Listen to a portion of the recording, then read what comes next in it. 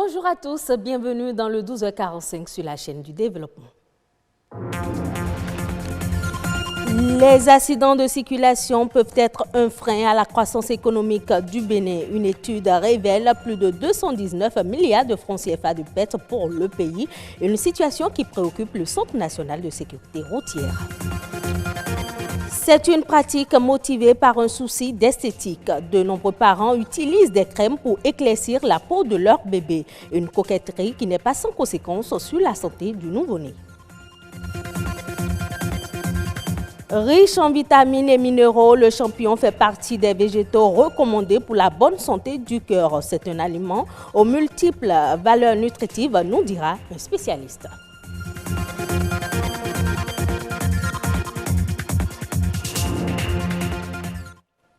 La Banque africaine de développement BAD vient d'allouer au Bénin un prêt de 61,77 millions d'euros estimé à plus de 30 milliards de francs CFA pour le financement de son projet d'électrification rurale.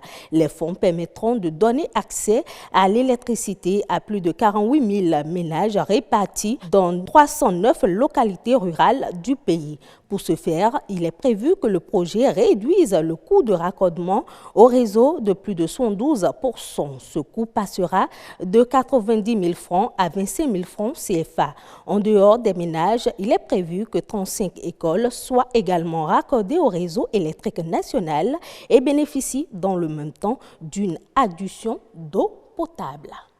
Depuis plusieurs années, les acteurs de la sécurité routière ont du mal à hisser leurs préoccupations au rang des questions prioritaires au niveau des gouvernements successifs. Pourtant, les accidents de la route constituent la première cause de décès des jeunes âgés de 15 à 29 ans en Afrique. Leur impact sur la croissance économique n'est pas des moindres. Au Bénin, un peu plus de 219 milliards de francs CFA de pertes ont été enregistré en 2016 avec pour cause l'insécurité routière. Louis Koudogbo, Rodrigue Babagbeto ont cherché à en savoir un peu plus suivant le reportage.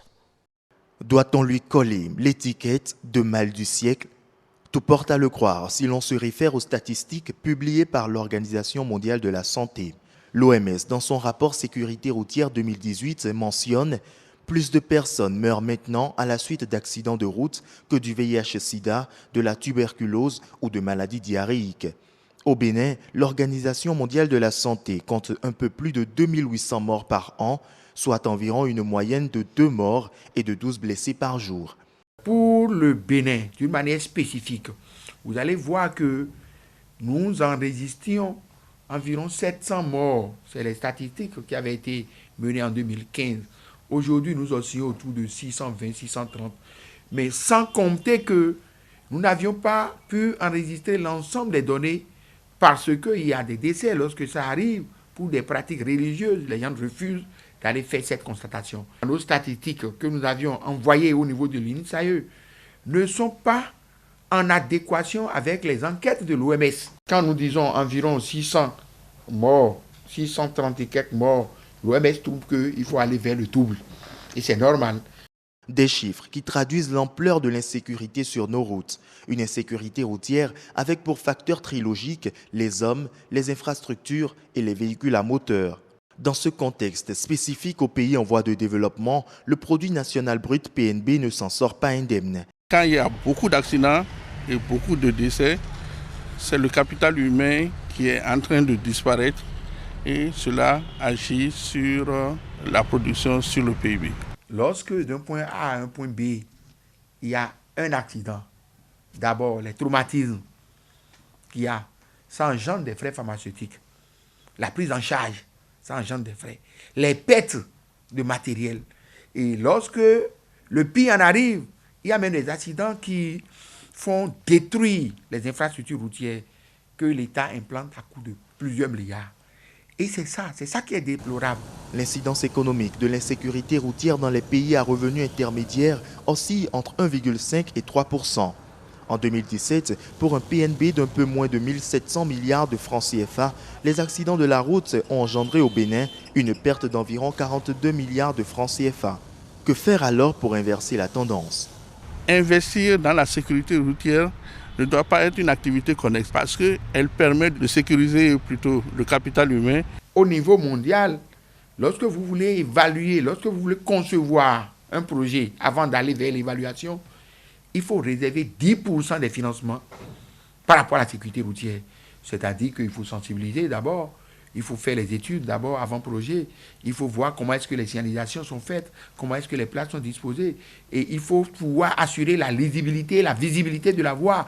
Autant de pistes de solutions qui permettront au Bénin de réduire le nombre de décès imputables aux accidents de la route, ce qui lui permettra d'atteindre les objectifs de développement durable d'ici 2020, comme prévu dans son plan stratégique de développement.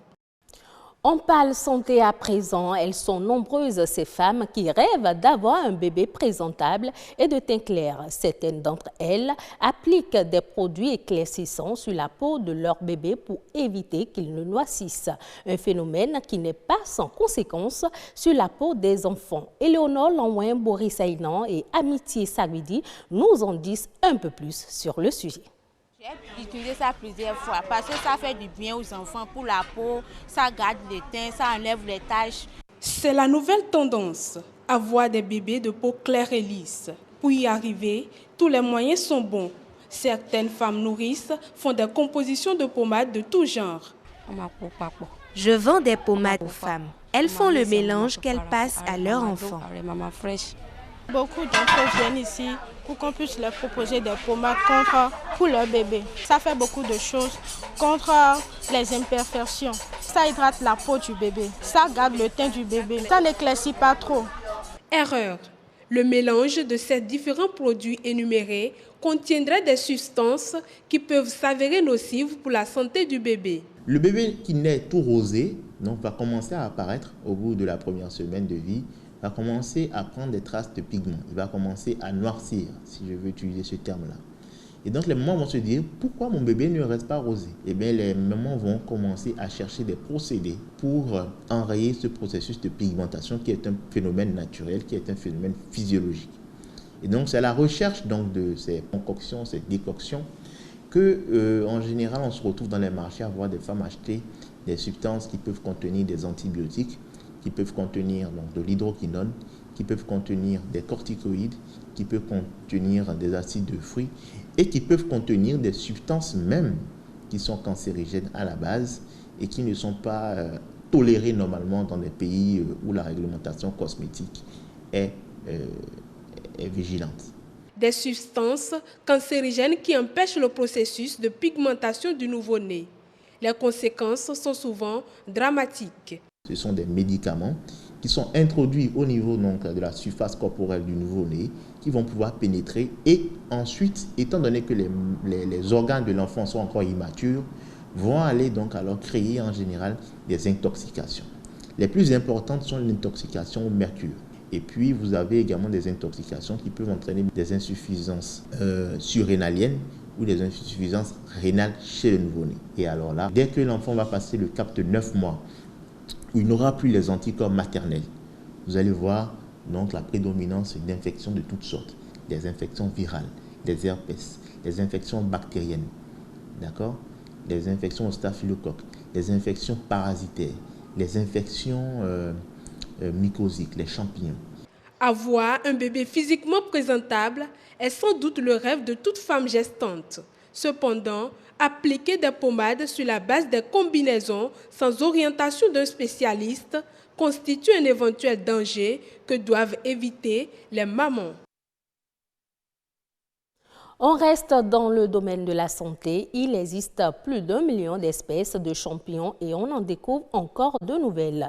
Si vous appréciez le champignon pour son goût, vous l'apprécierez encore plus pour ses valeurs nutritives. En effet, selon les spécialistes, une consommation régulière de cet aliment permet d'avoir des apports qui sont indispensables à la santé. Joachim Darbou est nutritionniste. Il nous donne plus de précisions au micro de César Achadé et Amandine Aniamboussou. Alors, les champignons comestibles, c'est une variété de champignons parmi toutes les espèces de champignons qu'il y a, mais qui peuvent être consommés pour l'alimentation. Donc, ce ne sont pas des champignons vénéneux. Le champignon est un peu riche en tout, c'est-à-dire qu'il y a des glucides, il y a des lipides, il y a des protéines à l'intérieur. Vous avez des vitamines, du complexe B, vous avez de la vitamine C en quantité assez intéressante. Vous avez également des minéraux. Alors là, c'est intéressant parce que vous avez du magnésium, vous avez du cuivre, du zinc, du potassium et d'autres minéraux très très intéressants. Un peu de fer aussi. Consommer du champignon n'est pas quelque chose d'extraordinaire par rapport aux autres aliments. C'est un aliment qui permet d'améliorer l'alimentation. Donc avec sa contenance en vitamine C, ça va vous aider à lutter contre les cancers à cause de l'antioxydant qu'est la vitamine C. Avec le magnésium, vous pourrez équilibrer donc votre alimentation. Vous pourrez veiller à ce que vous ayez une alimentation plus saine, plus équilibrée avec ça. Oui, en théorie, le champignon peut remplacer la viande et le poisson à cause des protéines qu'il contient. Maintenant, en pratique, c'est une affaire de digestibilité, c'est-à-dire que une fois le champignon consommé, l'organisme ne peut pas extraire tous les nutriments qui sont contenus dans le champignon. Donc, il vous faudra consommer une certaine quantité avant de pouvoir dire que vous pouvez remplacer valablement le poisson ou la viande. Alors, le champignon, pour la conservation, cela dépend de comment vous l'avez acquis. S'il est déjà séché, vous n'avez pas de souci.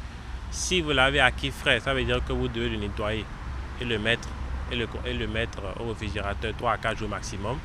Et puis si vous voulez le manger directement, bon, vous le faites cuire et vous le consommez comme ça. Et si vous voulez vraiment avoir une alimentation équilibrée complète, il faut consommer une variété d'aliments.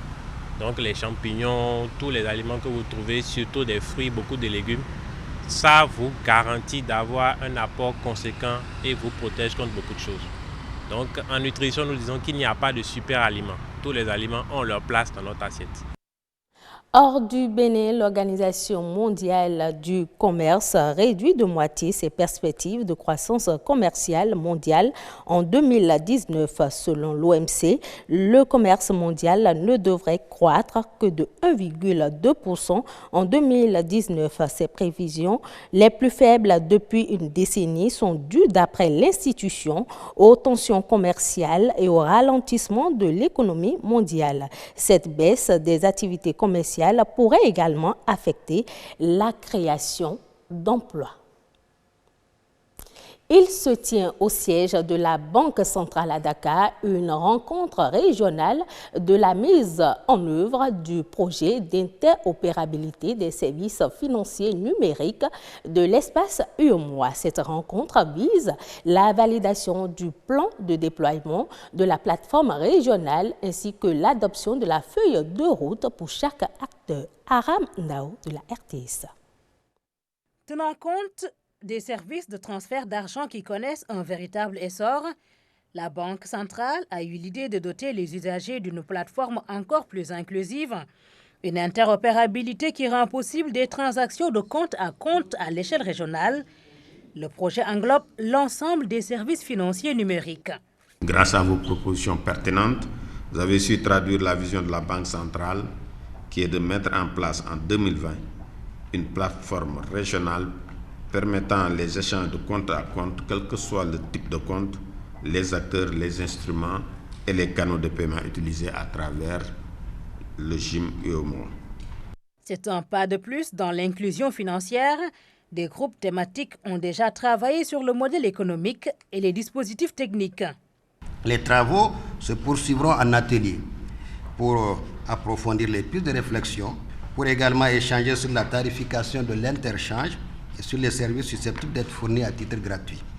Et enfin, pour discuter de la stratégie d'implémentation de l'interopérabilité dans la perspective du lancement des premiers services en juin 2020. Le projet a coûté 5,6 milliards de francs CFA, avec comme bailleurs la Fondation Bill & Melinda Gates et la Banque africaine de développement. L'UEMOA, à travers ces projets, est sur le point de concrétiser une initiative unique en son genre en Afrique. L'engagement de la Banque africaine de développement dans ce partenariat avec la Banque centrale témoigne de sa confiance à la capacité de l'institution à mener à bien cette innovation. La phase de cadrage est terminée. L'heure est à présent aux concertations régionales. Elles vont durer 4 jours à Dakar pour préparer la mise en œuvre du projet en juin 2020. Ce sera tout pour ce journal. Prochain rendez-vous de l'information, 19h45.